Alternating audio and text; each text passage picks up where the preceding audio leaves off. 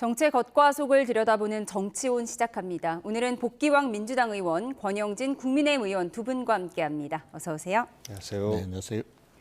네, 이재명 대선 후보의 공직선거법 위반 혐의 사건의 파기환송심을 맡은 서울고법 재판부가 오는 15일에 예정됐던 첫 공판을 대선 이후인 오는 6월 18일로 연기했습니다. 이재명 후보와 권성동 원내대표 입장부터 듣고 오시죠. 대한민국은 민주공화국이고 모든 권력은 국민으로부터 나옵니다. 국민이 현실적으로 주권을 행사하는 중요한 시기이기 때문에 국민들의 주권 행사에 방해가 되지 않도록 하는 것이 매우 중요합니다. 법원이 이 헌법 정신에 따라서 당연히 해야 될 합당한 결정을 했다고 생각합니다. 오늘 이재명 2심 파기환송부 재판부는 이재명 세력의 압력에 밀려 공판기일을 한 달 연기했습니다. 참으로 유감스럽고 개탄스러운 결정이 아닐 수가 없습니다. 이제 이 나라 민주주의를 지켜낼 마지막 희망은 우리 국민의힘과 국민에게 있습니다. 이재명 유죄 금지법을 제정하십시오. 법안에 이재명 주민번호 땡땡땡 쳐놓고 이 사람은 신성불가침의 존재이니 무조건 무죄다라고 쓰십시오. 그리고 일방 처리하십시오. 네, 이렇게 이재명 대선 후보의 파기환송심 재판이 대선 뒤로 미뤄졌고요. 이재명 후보는 합당한 결정이라고 밝혔습니다. 원래도 제3국까지 고려하면 대선 전에 확정되긴 어렵다는 분석이 지배적이었는데 이제 민주당 입장에서는 재차 안심이 된 그런 상황인가요? 그러니까 대선 전에 판결이 나오는 게 어렵다는 게 상식적이었었죠. 그런데 상식이 깨졌지 않습니까? 대법 판결이 나온 과정, 그 시간 이런 것들이 모두가 다 비정상적이고 이 판결에 참여했던 대법관 12명 가운데서 윤석열 정부에서 임명한 10명은 유죄, 그리고 그 이전 정부에서 임명한 2명은 무죄. 그야말로 정치적 판단을 한 것이고 이 과정 자체가 사법부의 수장인 조희대 대법원장에 의해서 아마도 진행되고 있는 것으로 보인다라는 것이 일반 국민들이 추측하고 있는 것이고 그것의 활용 점정이 고법으로 파기환송되고 나서 곧바로 5월 15일 날 날짜가 지정된 거거든요. 공판기일이. 우리가 선거법을 보면 후보자는 하다못해 기초의원에 나오는 후보자다 할지라도 현행범이 아니면 체포 또는 구금되지 않아요. 그만큼 유권자들에게 선택할 수 있는 이런 기회와 권리를 주는 거거든요. 그런데 하물며 대통령 선거를 하는데 무죄 추정의 원칙을 깨고 유죄 추정에 의해서 이 사람은 범죄자야. 그렇기 때문에 선거운동 중에도 재판받아야 돼. 이런 거 아니겠습니까? 그래서 5월 12일로 지정이 되어서 저희가 우선 변호인단에서는 기일 변경 신청을 했고 그리고 만약에 기일 변경 신청이 받아들이지 않는다라고 했을 때는 우리 일부 국민들께서 말씀하시는 이것은 사법 쿠데타이기 때문에 지난번 윤석열 정부의 쿠데타에 이은 또 쿠데타이기 때문에 이 부분 또 입법부에서 막아야 한다라는 요청들이 굉장히 컸습니다. 그래서 저희들이 정말 고민했어요. 심판을 우리가 모욕을 주거나 심판의 판단에 대해서 항의를 한다라고 하면 대한민국 시스템 자체가 흔들리거든요. 그래서 많은 고민을 했는데 다행스럽게도 고등법원의 그 재판이 공판기일이 6월 18일 선거 이후로 연기가 되어서 정말 다행스럽게 생각합니다. 권성동 원내대표는 개탄스럽다라고 밝혔습니다. 원래 제3고에 걸리는 시간 27일을 고려하면 원래도 이 파기환송심 재판의 확정 판결이 대선 전에 나오긴 어려운 상황이었는데 어쨌든 민주당에서는 굉장히 예민하게 반응을 했고 결국 대선 후로 모든 일정이 연기가 됐습니다. 국민의힘에서는 어떤 입장을 내고 있어요?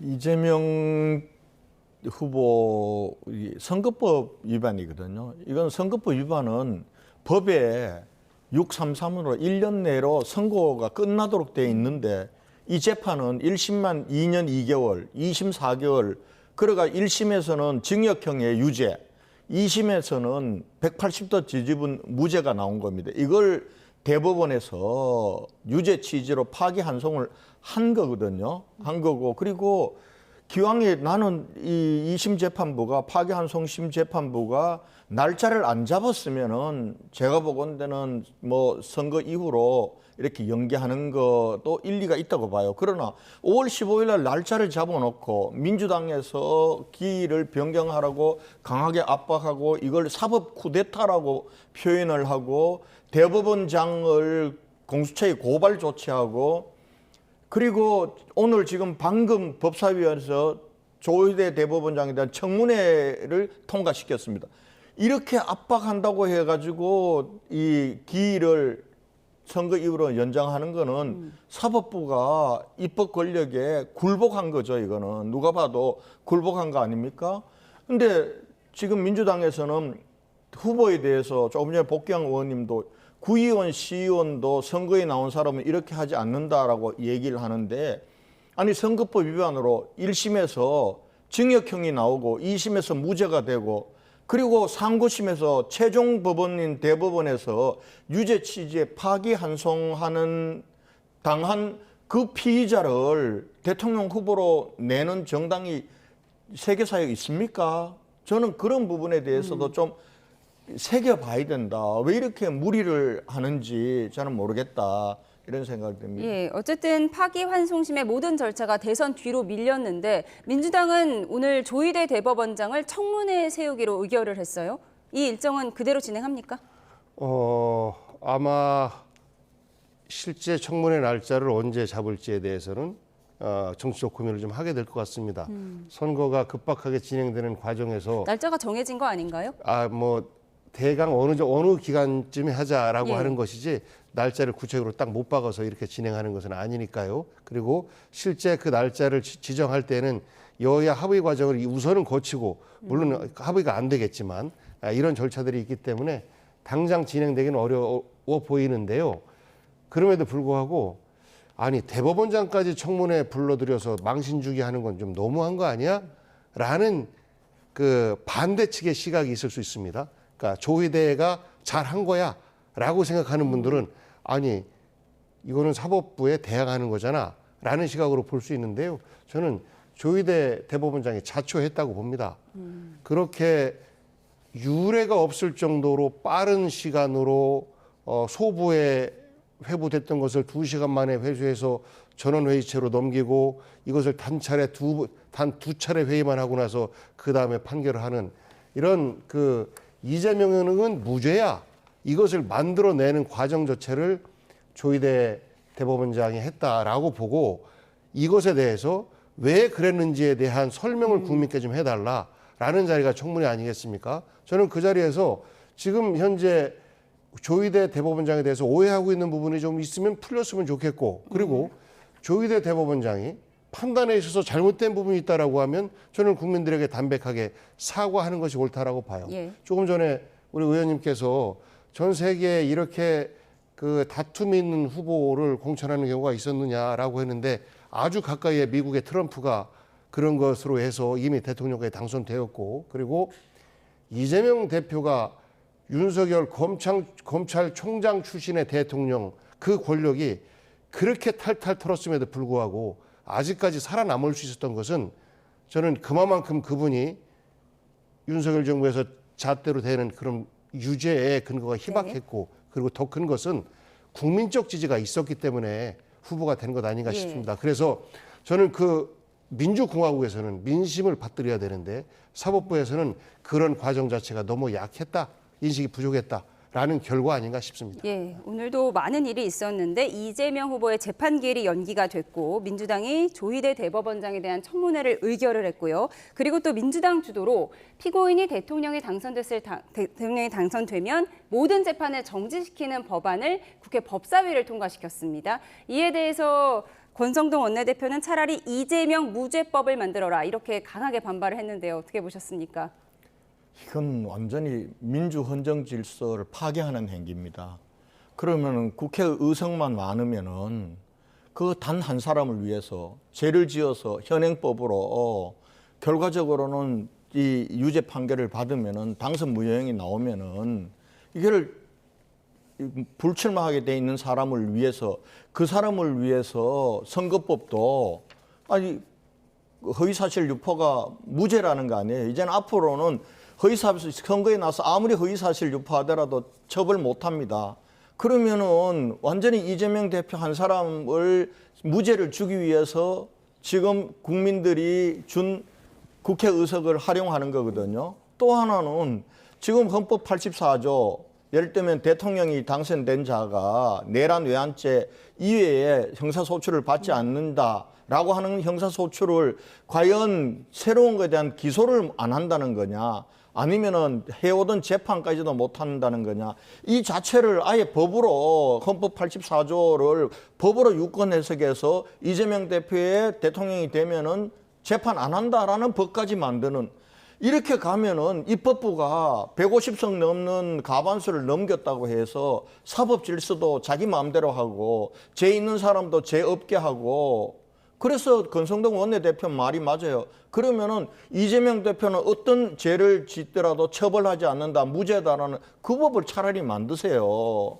이거는 헌정 질서에 대한 파괴 행위예요. 이거는. 아니 어떻게 나중에 이 감당을 어떻게 하시려고 그럽니까? 차라리 이재명 무죄법을 만들어라. 반박 있으십니까? 전 권성동 원내대표가 그런 말을 할 자격은 없는 사람이라고 봅니다. 본인을 한번 되돌아보기를 권합니다. 현재 그 헌법 84조는 현직 대통령은 그 민형사상 소추가 면한다 이렇게 돼 있는 거 아니겠습니까? 내란 외환죄. 예, 그 빼고 뭐 다 아시는 내용이니까 여기에서 추라고 하는 부분은 재판이다라고 하는 것이 거의 대부분의 헌법학자들의 의견인데, 이것 또한 해석이 일부 소수의 의견은 그냥 진행할 수 있다라는 의견 또한 갖고 있습니다. 그렇기 때문에 각각의 재판부에서 그 재판장의 그 재량으로 이것을 재판을 이어간다라고 했을 때는 국가적인 혼란이 발생할 수밖에 없다. 예.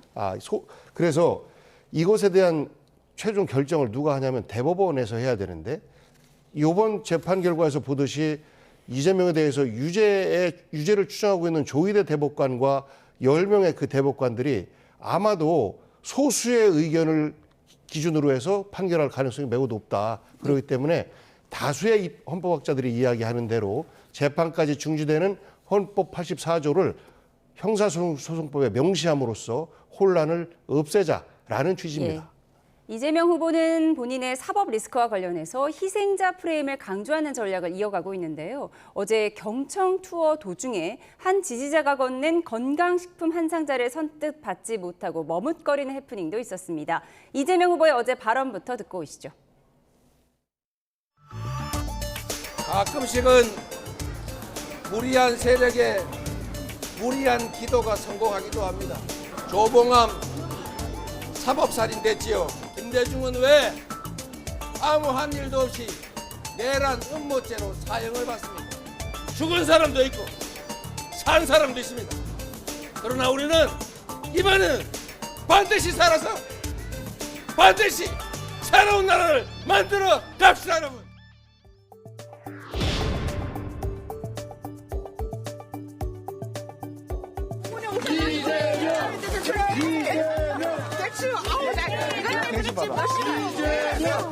이거 얼마짜리예요? 아니야, 사지 제가. 아니 얼마짜리냐? 아니 내가 또 처벌받을까 봐. 얼마짜리냐? 왜요? 이거 3만 원 이상으로 받으면 안 되죠? 예. 아, 그래요? 이거 3만 원 넘는 것 같아요. 하나만 좀 해. 하나씩. 하나씩 받으시면 이거는 설마 10년 5년 이렇게 하지 않겠지? 하나씩 받으세요. 네, 이재명 후보는 자신은 상대 후보가 아닌 국가기관과 지금 대결하고 있다면서 최근 대법원 판결을 에둘러 비판했는데, 그동안은 초선 의원들이나 당내 강경파의 입을 빌려서 그랬다면 어제부터는 본인이 직접 강경 목소리를 내고 있어요. 아니 본인이 그렇게 해줘야 민주당 의원들이 꼼짝없이 다 따를 테니까요. 그러니까 민주당은 이재명 대표 한마디면은 모든 게 그냥 일사천리로 가는 당 아닙니까 지금? 그러니까 안에서도 저는 양심 있는 의원들은 좀 동요한다고 봐요. 너무 심하지 않느냐 이렇게 생각을 하는데, 저에게 하는 마디 하면은 이제는 이견이 당내에서는 안 나오는 거죠. 그러니까 그 얘기하기 전에 아까 그 법학자들 다수가 소출을 재판도 중단된다. 이거는 사실에 맞지 않아요. 요즘 민주당 의원들은 완전히 그 논리로 국민들을 가스라이팅하고 있는데 사실은 법학자들의 다수 의견은 소출한 것은 기소다라고 하는 거지 재판 중지한다는 게 오히려 소설한 의견이란 말씀을 드리고요. 그다음에 지금 본인의 대법원 판결을 가지고 지금 뭐 사법살인이다 그러면 조봉암 선생과 김대중 전 대통령에 비유하는 건 그거는 경강부회도 이만저만 경강부회가 아닙니다. 지금 조봉암 선생이나 김대중 선생은 군사독재 건의정권 시절에 정치적인 그런 탄압을 받았던 분이에요. 지금 이재명 대표가 정치적 탄압을 받는 분입니까? 지금 민주당이 국회의석을 가지고 대통령까지 탄핵시켜서 파면시킨 그런 정당, 오히려 막강한 권력자가 이재명 대표예요. 그리고 어떻게 자기를 정치범으로 비교합니까? 보십시오. 지금 선거법 위반해가지고 지금 그렇게 해서 1심 유죄, 2심 무죄 대법원에서 유죄치에 파기환송 받은 거 아닙니까? 그다음에 대장동, 벽현동 이런 거 아닙니까? 이건 파렴치범이죠.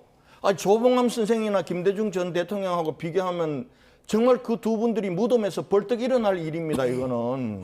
네, 요즘 민주당 내에서는 이재명 후보를 독립운동가나 또 정치적 탄압을 받았던 김대중 전 대통령에 비유하는 그런 언급들이 많이 나오고 있는데 이재명 후보 어제 지지자가 대추즙을 선물했는데 그것 하나 제대로 받지 못했어요. 또 선거법을 얘기했는데 뼈 있는 농담을 한 거죠.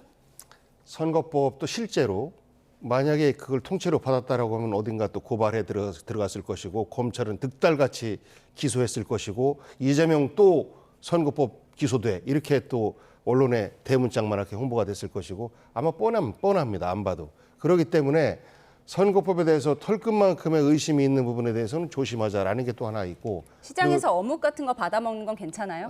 그것도 이제 사 먹죠. 보통 돈을 내고 그런 데선 사 먹는데 다 지불을 하는 건가요? 예, 지금 이제 어떤 두려움을 갖고 있냐면 실제 이재명 대표는 흉기로 피습을 당했지 않습니까? 단 5mm만 잘못 갔어도 지금 이 세상 사람이 아닌 사람이에요. 그렇기 때문에 여러 가지 독살이나 이런 부분에 대한 그 제보가 계속 들어오고 있는 상황이기 때문에 이런 시장에서 먹을 거라든지 이런 거에도 조심스러울 수밖에 없는 게 실제 죽음의 목점까지 갔던 이재명 대표이고 그 이재명 대표를 후보로 둔 민주당 입장에서는 조심스러울 수밖에 없다라는 말씀하고 그다음에 조봉암 선생은 돌아가셨죠. 그 살인자 그 당시에 1심, 2심, 3심의 재판관들 저는 살인자들이라고 생각합니다. 예. 정치적 살인이 더 이상 자행되지 않는 대한민국이었으면 좋겠고 그런 것을 신뢰하게끔 하는 사법부였으면 좋겠습니다. 예, 이재명 후보의 행보를 자세히 분석을 해봤고요. 네, 잠시 후 6시에 두 후보가 만납니다. 후보 확정된 후에 단일화 논의를 피하는 듯했던 김문수 후보가 먼저 만남을 제안한 것으로 전해지는데 김문수 후보 무슨 특별한 카드가 있을까요? 우선은 우리 당원들과 지지층들에 대한 여론조사상으로 보면은 85% 이상의 지지층들이 단일화해야 된다. 그래야 이재명 후보하고 우리가 싸워서 이길 수 있다. 이런 요구가 많고 또 김문수 후보 본인도 경선 과정에서 그게 경선 전략이었는지는 모르지만은 김덕수라도 단일화해서 한다고 하지 않았습니까? 그런 측면에서 본인이 이제 시간을 계속 끌 경우에는 그러한 요청과 압력 부분들이 더 세질 테니까 이제는 본인이 이 약속했던 부분들대로 돌아와서 단일화 협상을 해야 되겠다 이렇게 생각하신 것 같아요. 그래서 그 생각은 잘한 것 같습니다. 그래서 오늘 이 회담에서 본인의 약속 그리고 우리 당원들과 지지자들의 여망대로 잘 단일화 협상이 진행이 돼서 빨리 조속히 마무리를 지었으면 하는 바람이 있습니다. 예, 두 지도부와 거의 술래잡기, 숨바꼭질을 하는 양상이었는데 김문수 후보 마음이 왜 바뀐 거라고 보세요? 을지문덕, 김덕수를 내세워서 어쨌든 최종 1위로 후보가- 통계를 했죠. 최종 후보가 되기 전까지는 단일화에 최적화된 후보가 접니다라는 것을 통해서 최종 후보가 될 수 있었는데 되고 나니까 생각이 좀 바뀔 수 있는 거 아니겠습니까? 이제 내가 후보인데 그럼 나를 단일화를 하더라도 나를 중심으로 내가 내가 주도권을 쥐고 네. 이런 생각을 할 수밖에 없었을 것 같아요. 그런데 이제 이것에 대해서 당이 나서니까 우선 김문수 후보 그리고 김문수 후보의 캠프 입장에서는 세상에 이런 경우가 어딨어? 후보 뽑아놓고 후보를 그냥 그 집신짝 취급하는 것밖에 더 돼? 이런 판단을 할 수밖에 없을 것 같아요. 그런데 저는 김문수 후보나 그 캠프에서도 단일화하기로 하고 후보가 된 거니까 그냥 얼른 단일화하면 되지. 뭘 여기서 주도권 싸움을 하고 그 국민들 헷갈리게 뭐 그로 인해서 이벤트 기간이 좀 더 길어지거나 효과가 더 높아질 수 있다라고 생각하는 것은 저는 착각인 것 같아요. 후보 네. 등록일인 11일이 지나면 기호 2번 김문수는 가능해도 기호 2번 한덕수는 불가능하다. 이 점에 착안을 해서 시간은 내 편이다. 김문수 후보 측에서는 그냥 이런 계산을 하는 걸까요? 후보 단일화에 대해서는 두 분 다 똑같은 것 같아요. 그리고 또 김문수 후보도 국민의힘 후보만 되고 지면은 만약에 선거에 진 후보가 됐다. 네. 그러면 모든 책임 자기한테 질 텐데 단일화해야 승리로 가는 지름길이라는 걸 모를 리 없거든요. 그런데 이제 이 후보들 간에는 또 다른 경쟁이 있는 겁니다. 수싸움이 있고. 그래서 아마 시기와 관련해서는 지금 많은 사람들, 한덕수 후보라든지 아니면 당내의 많은 구성원들의 생각은 12일 1일 후보 등록 전까지 단일화를 마무리해야 국민의힘 후보로 단일화 된 후보가 예. 나가야 된다. 이런 생각인 것 같고 지금 김문수 후보는 선거 전에는 그 비슷한 취지로 생각을 했는데 경선이 끝나고 나서 후보가 된 이후에는 예. 내가 후보인데 왜 반드시 후보 등록 전에 해야 되냐, 그 이후에 해도 되지 않느냐라고 조금 느긋하게 생각하는 그 이 이후에 차이가 하면 있는 거. 김문수 후보에게 유리하니까요. 네. 있는 것 같아요. 아마 그것도 또 한편으로는 단일화를 하는 네. 후보들 간의 전략인데 옆에서 바라보는 당원들과 지지자들은 예. 조마조마하고 애가 타는 거죠. 빨리 좀 해서 네. 누가 되더라도 기호 2번 후보가 됐으면 좋겠는데 그게 안 되는 것 같으니까 그리고 당 지도부도 마찬가지예요. 당 지도부도 사실은 단일화가 후보 등록 전에 되면은 혹시나 만에 하나 우리 김문수 후보가 되면은 뭐 전당대회나 이런 게 필요 없어요. 그러나 한덕수 후보가 될 경우에는 합법적인 후보로의 절차를 밟는 게 필요하기 때문에 전당대회나 이걸 소집해 놨는데 이걸 이제 역으로 오해를 하는 거예요. 왜 후보를 교체하려고 하느냐. 단일화 협상에 만에 하나 있을 수 있는 여러 가지 변수를 대비해서 실무적인 준비한 것듯이 오히려 김문수 후보 쪽에 자극을 해서 조금 갈등이 예. 있는데 이 부분들도 서로가 잘 이해해야 될 것 같아요. 예, 전당대회가 오는 10일에서 11일로 예정돼 있고 그래서 김문수 후보 측에서는 후보 교체를 염두에 둔 행보 아니냐 이렇게 의심을 하고 있는 거잖아요. 이에 대해서 원외 당협위원장 8명이 가처분 신청도 냈다고 합니다. 전당대회 못 열게 해달라. 지금 이 부분은 어떻게 보세요? 그 가처분 신청은 뭐 안 받아들여질 겁니다. 왜냐하면은 이제 이 전당대회를 요청한 게 김문수 후보가 경선 과정에서 자기가 끝나면은 김덕수든 을지 뭐 쌍수든 간에 무조건 단일화를 하겠다라고 했기 때문에 당에서는 그 단일화를 될 경우에 여러 가지 변수가 있지 않습니까? 김문수 후보가 단일 후보가 될 경우에는 전당대회 없이 가도 되는 겁니다. 그러나 만에 하나 한덕수 후보가 될 경우에는 우리 당의 합법적인 후보로서의 법적 절차를 밟아야 되기 때문에 만이라 대비해서 전당대회를 소집한 거기 때문에 이 정당 행위를 뭐 법원에서 가처분을 받아들여가지고 못하게 하고 예. 이 또한 좀 오해에서 비롯된 거고 만약에 오해가 아니라 실제로 이런 걸 알면서도 가처분 신청을 하고 한다라고 하면은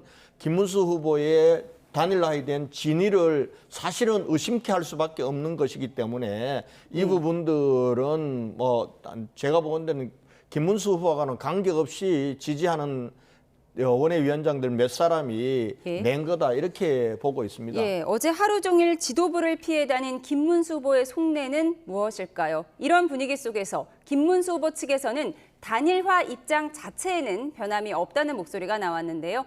김문수 한덕수 후보 캠프 측의 목소리 이어서 듣고 오시죠.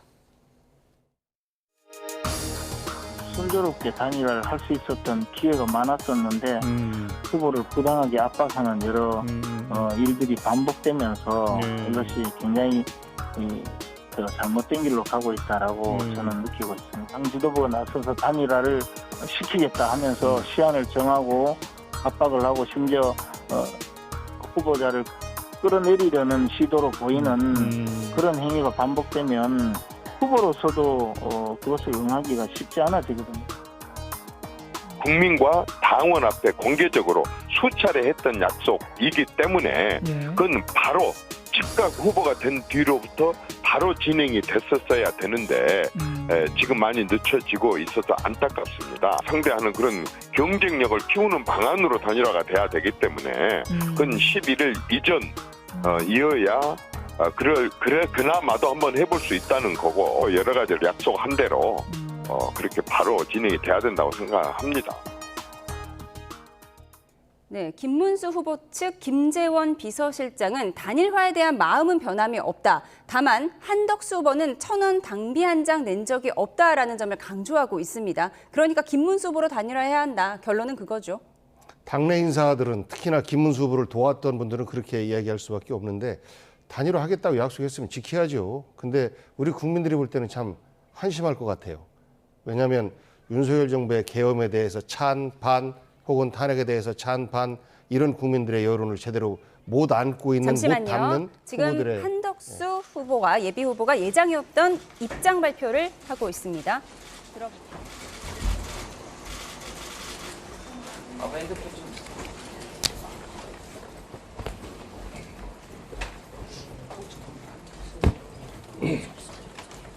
존경하는 국민 여러분, 저는 한평생 권력과 무관하게 살아왔습니다. 제가 대선에 출마하는 날이 오리라고는 전혀 상상하지 못했고 바란 적도 없습니다. 국민 여러분, 제게는 다른 꿈과 다른 소명이 있었습니다. 저는 우리나라가 세계 최빈국 중 하나일 때 태어나 우리 국민 소득이 300달러가 채 안 될 때 청년이 되었습니다. 제가 나고 자란 대한민국에는 지금 여기 존재하는 모든 것이 단 하나도 없었습니다. 풍요도 없고 자유도 없었습니다. 국토 태반이 흙밭이었습니다. 우리나라가 세계 10위권 경제 강국이 되고 독재 대신 민주주의가 자리 잡으리라고는 누구도 상상조차 하지 못했습니다. 청년 시절 저 자신도 그랬습니다.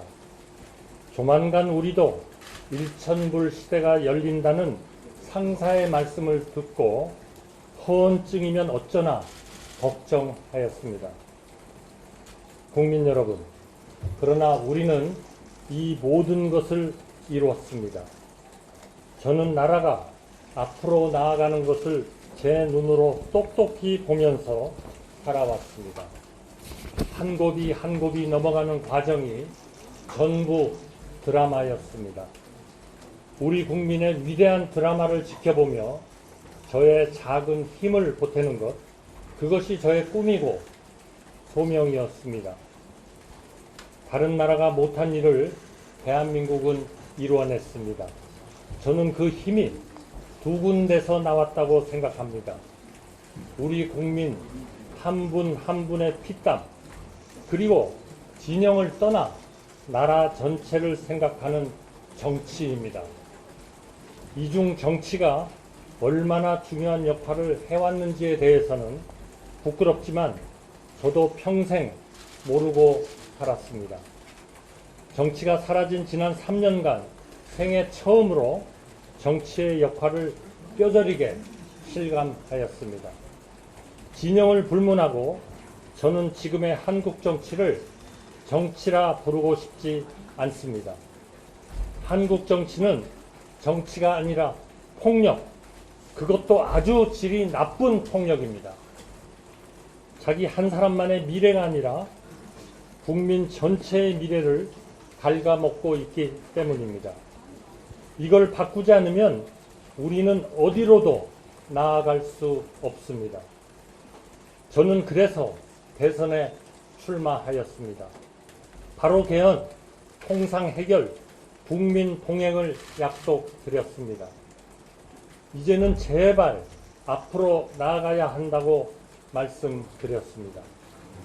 대한민국 경제 기적이 여기서 멈춰서는 안 된다고 말씀드렸습니다. 다음 정부는 한덕수 정부가 아니라 여기 동의하는 모든 사람, 바로 여러분의 정부가 될 거라고 약속드렸습니다. 이 목표를 이룰 수 있다면 누가 대통령이 되느냐는 중요하지 않습니다. 우리나라가 지금의 정체 상태를 벗고 앞으로 나아갈 수 있도록 자신을 희생하며 디딤돌이 되겠다는 각오가 있느냐, 오로지 그 하나가 중요합니다. 단일화, 어떤 방식이건 좋습니다. 여론조사도 좋고 TV 토론도 좋습니다. 공정하고 적법한 절차에 따라 이루어지는 그 어떤 절차에도 저는 아무런 불만 없이 임하고 결과에 적극 승복하겠습니다. 저는 이미 단일화 방식에 대한 모든 결정을 국민의힘에 일임하였습니다. 결정하시고 바로 실행하시면 됩니다. 저에게 물으실 것도 없습니다. 정치공학은 변합니다. 목표는 변하지 않습니다. 원칙도 변하지 않습니다. 변하지 않아서 목표이고 원칙인 것입니다. 제 목표와 원칙은 단순 명확합니다. 정치를 바꿔야 우리 모두가 삽니다. 경제가 삽니다.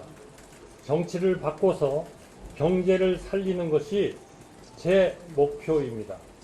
이대로 가면 우리 경제는 정치에 발목 잡혀 무너집니다.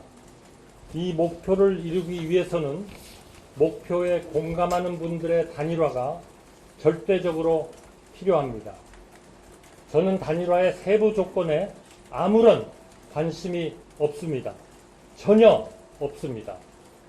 단일화 절차 국민의힘이 알아서 정하시면 됩니다. 저는 응하겠습니다. 아무런 조건 없이 응하겠습니다. 이것이 저의 원칙입니다.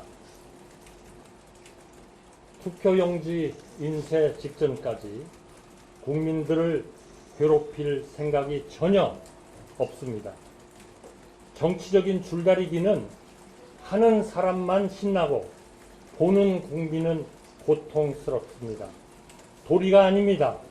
그런 짓 저는 하지 않겠습니다. 단일화가 이루어지지 않으면 저는 대선 본후보 등록을 하지 않겠습니다.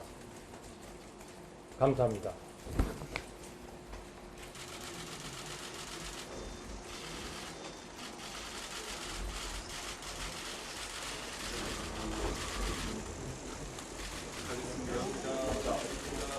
곧 이어서 제가 여러분들의 질의응답을 받도록 하겠습니다. 네. 자, 방금 한덕수 후보의 입장 발표를 보시고 궁금한 것 있으시면 말씀해 주시고.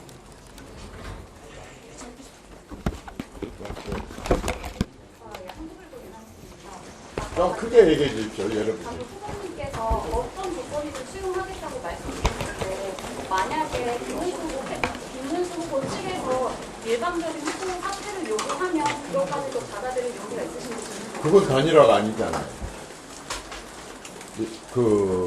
일단은 지금 여러분들 아침에도 제가 강조를 했지만 일단 단일화는 한덕수 후보가 국민의힘이라고 하는 당과 국민의힘의 후보에게를 상대로 한 그런 단일화입니다. 따라서 국민의힘에서 단일화에 대한 그러한 조건 그 밖에 모든 절차 이런 것들을 제안하면 그대로 다 그걸 수용하겠다라고 하는 것이고, 방금 하신 그런 질문은 단일화나 혹은 당의 입장과는 아닌 걸로 알고 있습니다. 네. 최승훈입니다. 마지막에 한덕수 후보가 단일화가 이루어지지 않으면 전 후보 등록을 안 한다고 했는데 그럼 후보가 지금 생각하고 있는 단일화의 마감 시한은 언제로 보시나요? 방금 마지막에 하신 그 말씀은 단일화에 대한 한 후보의 아주 강력한 의지의 표현입니다. 반드시 단일화가 돼야 된다는 결기의 표현입니다. 여러분도 그렇게 느끼셨을 것이라고 봅니다. 그리고 또 바로 그 앞서서 말씀을 하셨습니다. 단일화와 관련해 가지고 줄다리기를 하지 않겠다라고 이렇게 말씀을 하셨습니다. 있는 그대로 받아들이시면 됩니다. 후보 등록 이후까지 이런 식으로 단일화에 어떤 의지를 보이지 않고 그런 식으로 하는 것에 대해서는 그런 정치적인 줄다리기를 하지 않겠다는 아주 분명하고 강한 그런 단일화에 대한 의지와 결기 그리고 촉구에 대한 표현입니다. 후보는 처음부터 끝까지 이 단일화에 대해서 아닙니다. 이 대선 출마에 대해서 분명하게 네, 한덕수 예비후보의 긴급 기자회견 내용 듣고 오셨습니다. 오는 11일 후보 등록일 이전에 단일화가 되지 않는다면 후보 등록을 하지 않을 거라고 못 박았는데요. 결국 25일 용지 인쇄 직전까지 국민을 괴롭힐 생각이 없다. 그러니까 11일까지 후보 단일화해서 2번 한덕수 또는 2번 김문수가 아니라면 본인은 단일화에 나서지 않겠다. 이 얘기죠. 배수진을 친 거라고 봐야겠죠. 배수진을 친 거죠. 배수진을 친 거고 이제 공을 김문수 후보 쪽에 넘긴 겁니다. 그러니까 그동안 이제 단일화 꼭 후보 등록 직전까지 해야 되느냐. 김문수 국민의힘 2번 그리고 무소속 한덕수로 가다가 단일화 해도 되는 거 아니냐. 뭐 이런 논의들이 있었는데 한덕수 후보께서 오늘 분명히 말씀을 하셨네요. 그러니까 11일 후보 등록 전까지 국민의힘 후보로 등록하지 않으면 하지 않겠다. 무소속 출마는 없다 했고 또 이 25일 그 투표용지 인쇄 직전까지만 하면 된다라는 김문수 후보 측 일각의 얘기가 있었는데 그때까지 국민을 단일화로 괴롭힐 생각 없다. 분명히 했기 때문에 아마 이 부분들을 김문수 후보와 김문수 후보 측에서 어떻게 받아들이느냐에 따라서 오늘 6시에 해동해서 큰 가닥이 잡힐 것 같습니다. 예. 6시에 김문수, 한덕수 두 후보가 만나는데 지금 1시간 반 정도 남은 상황에서 이렇게 긴급 기자회견을 열고 나는 11일까지 단일화가 되지 않으면 후보 등록조차 하지 않겠다. 이렇게 배수진을 친 이유는 뭐라고 보세요? 우선은 내가 후보로서 적당하다라는 명분 쌓기 과정이고 단일화 과정에서의 주도권을 쥐기 위한 이런 이제 수싸움들이 시작되고 있는 것이죠. 근데 말씀하신 것들을 보면 국민의힘에 모두 다 일임하겠다. 당연한 거죠. 국민의힘 안으로 밖에 있던 사람이 안으로 들어가서 후보가 되려고 하면 그 기준에 다 따라야 되는 것이고 다만 자신 있다. 뭐 이런 표현 의지는 좀 분위기는 좀 있어 보여요. 그런데 저는 그 국민의힘의 지지자분들은 이 단일화에 대해서 관심이 있을지 모르겠습니다만 하신 말씀 중에서 평생 권력과 무관하게 살았다. 국무총리 2번이나 한 분이 무슨 권력과 무관하게 삽니까? 그리고 지금의 정치가 폭력이다라고 얘기하는데 마치 민주당과 이재명 후보를 비판하는 것처럼 보여요. 그런데 지금의 민주주의를 후퇴시키고 계엄을 발생시키고 했던 당사자가 윤석열이고 그 윤석열에서 2인자로서 국정을 책임졌던 책임자입니다.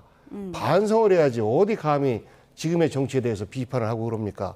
반성하는 자세로 그럼에도 불구하고 제가 나이도 많고 경험도 많고 그러니까 이 위기에 대한민국을 책임지겠습니다라고 하면 그나마 들어줄 만한데 모두가 다 남 탓이고 나는 권력 탐도 안 했고 이렇게 저는 그 국민들에게 거짓의 위장된 모습으로 다가오는 것은 좋아 보이지 않습니다. 예, 11일까지만 버티면 김문수 후보가 더 유리할 것이다. 그동안 그런 분석이 많았는데 지금 이렇게 한덕수 예비 후보가 배수진을 친 이후에 지금 김문수 후보의 입장은 어떨 거라고 보세요? 저는 김문수 후보가 단일화 어떤 방식이든지 단일화에 응할 거라고 봅니다. 응할 거라고 보고 왜냐하면은 지금 단일화는 어찌 보면은 지금 복귀한 의원님 방금 말씀하셨듯이 이 한덕수 후보에 대해서는 뭐 민주당에서 난타거든요. 그거는 한덕수 후보로 단일화되는 거에 대해서 민주당이 걱정하는 표현이 저렇게 나오는 겁니다. 근데 제가 한마디 충고드리고 싶은 거는 김문수 후보로 단일화 되더라도 단일화 과정만 거치면은 강한 김문수로 다시 태어난다는 것도 알아두셨으면 좋겠고요. 그리고 아마 지금 김문수 후보도 국민의힘 후보로서 선거에 나가서 지는 후보가 되려고 그렇게 하는 건 아닙니다. 아니고 본인도 단일화 해야 된다라는 거에 대한 강한 의지가 있기 때문에 아마 그동안은 한덕수 후보의 태도가 좀 불분명했어요. 본인이 정말 무소속으로라도 출마해서 그 이후에 국민의힘 후보와 무소속 한덕수 후보가 단일화로 할 건지에 대해서 불명확했기 때문에 김문수 후보 진영에서는 당연히 그렇게도 생각할 수 있었을 거예요. 그래 11일 지나서 그러면은 선거 좀 진행 과정에서 국민들의 지지도나 이런 걸 분포를 보고 그때 단일화 해도 늦지 않느냐라고 이렇게 생각할 수 있었을 텐데 이제는 그 가능성은 없어졌기 때문에 11일 후보 등록 전까지 단일화를 할 거냐 말 거냐의 선택지만 남은 것이고 김문수 후보께서도 계속해서 단일화를 한다고 했기 때문에 그러면은 11일 전에 어떻든지 간에 단일화 절차를 돌입할 거다. 그 단일화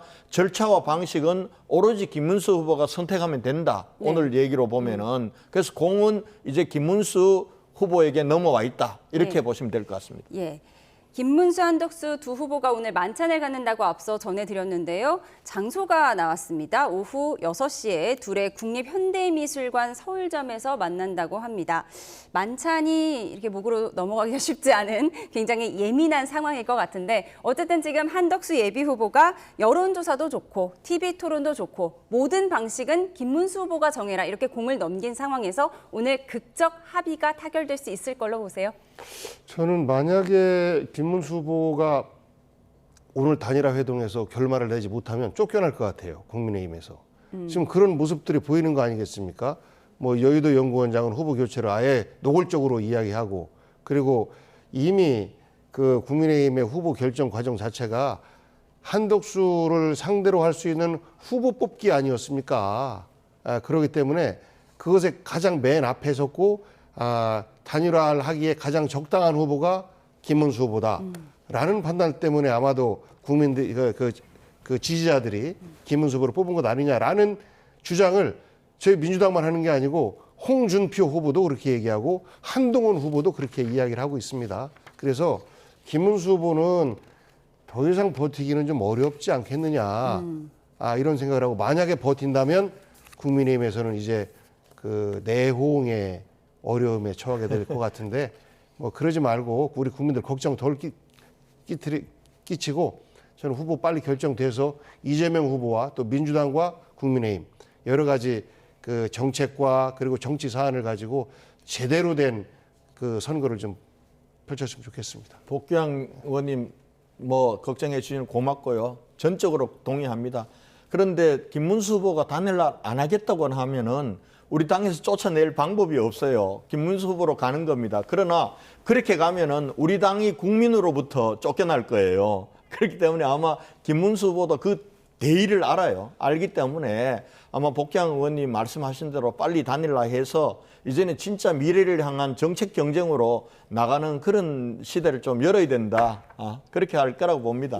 잠시 후 1시간쯤 뒤에 저녁 6시 만찬 회동에서 극적인 합의가 나올 수 있을지 지켜보도록 하겠습니다. 복귀왕 민주당 의원 권영진 국민의힘 의원과 함께했습니다. 고맙습니다.